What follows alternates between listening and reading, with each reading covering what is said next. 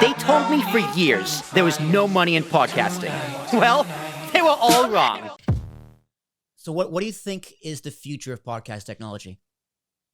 I'm going to be honest with you. I think it's a little grim for people like me and you. Okay. There'll always be outliers and there'll always be breakout stars.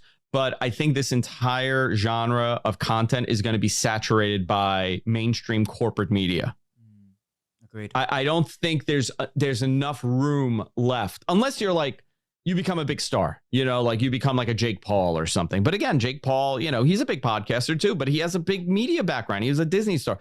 So I think for guys like from Hope, like a guy from Hoboken that wants to do a podcast and get it going, it's going to get harder and harder to break out. Like when I started podcasting, there was nobody doing it.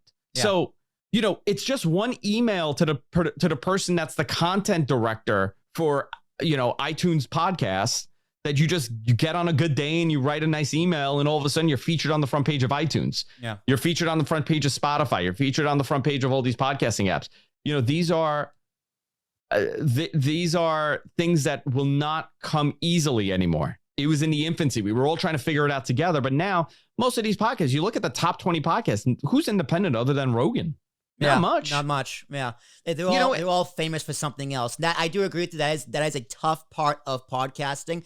That's why I tell people, like, listen, if you have anything else going on, a podcasting is a great right-hand man to what you're doing. Like, you can be selling cars, right? You should have a podcast, in my opinion. You should, yeah.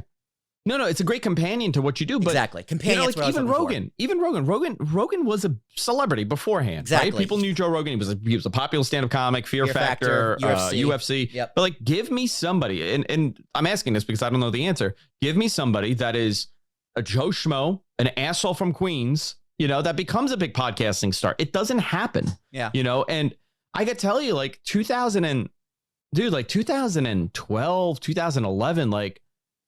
If we were doing a show that didn't have like 50,000 live viewers, it was a bad show. Because metrics were all over the place. People just watch because it's something to watch. Mm-hmm.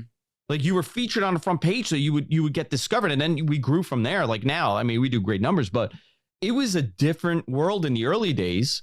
But now I honestly see it becoming more mainstream based, more network based, celebrity based. I don't see it looking great for people like me. I don't see that happening. I think it's an anomaly when it happens.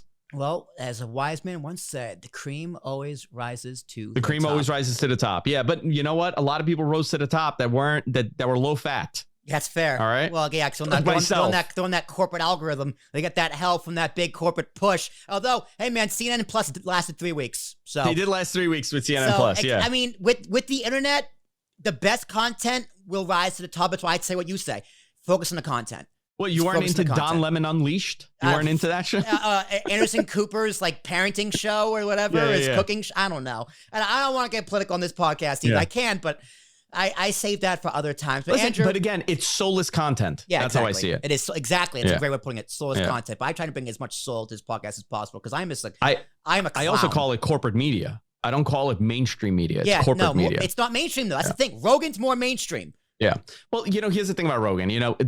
I got some time here, by the way. If you I got like 5 minutes here. Yep. I think for Rogan, because now you got me talking about podcasts, right? Uh-huh. With Rogan, it's interesting because, like, not getting political here, right? Yep. He was always a very liberal thinker. He still is. Always. Still is. Always. And he's a great example of, if you say there are people out there just waiting for that moment. They're waiting.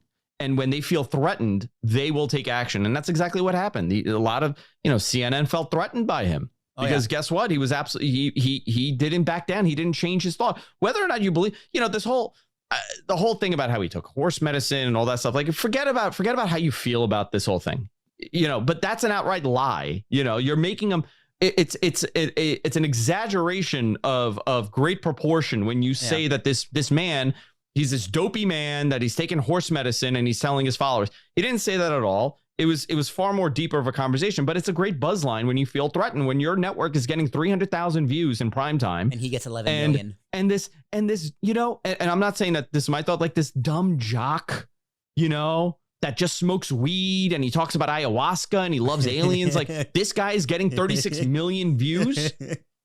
Of course you want to take him down. Of course you're going to say he's dangerous. It's unbelievable. Too much influence. Yeah, it's absolutely. Whether or not you like him or not, you know, because there's a lot of people out there that do great content and that's not my thing.